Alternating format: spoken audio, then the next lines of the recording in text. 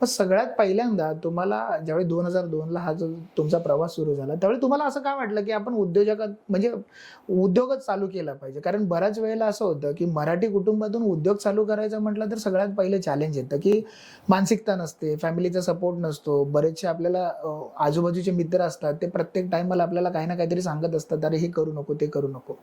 मग ह्या सगळ्यांमध्ये तुम्हाला असं काय वाटलं किंवा एक काय गोष्ट होती, जे तुम्हाला इन्स्पायर करून ह्या क्षेत्रामध्ये घेऊन आली? कारण लहानपणापासून ज्या विभागात होतो पहिल्यापासून मला ना व्यवसाय करायची संधी होती. मी म्हणालो की एक सरबताचा धंदा पण चालू केलेला. कंदील बनवणं दिवाळीत ते पण विकायचो मी. व्यवसाय सगळ्यात मोठा होता तो व्यवसाय म्हणजे भाजीचा धंदा होता.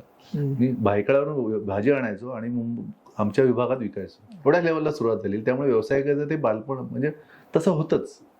मग तसं करत करता फक्त डोक्यात होतं की व्यवसाय करायचा. फक्त कोणीतरी साथ असणं गरजेचं असतं. मग मित्राने मला ऑफरमध्ये बोलला की तू पण ये स्वभाव आहे. आम्ही आलो आणि एकच विषय होता की पुढे जायचं. पण त्याच वेळेला लग्नाचा पण वेळ होता आणि त्याच वर्षी माझं लग्न पण झालं. अरे वाह! पण घरी सांगताना मी म्हणजे लग्नाच्या अगोदर मी खोटं सांगूनच केलं. कारण 2002च्या वेळेला किंवा त्याच्या अगोदर व्यवसायामध्ये मराठी येऊच शकत नव्हता असं तयार होती. हो. तर तेव्हा मी मोठी उडी घेण्याचा विचार केलेला.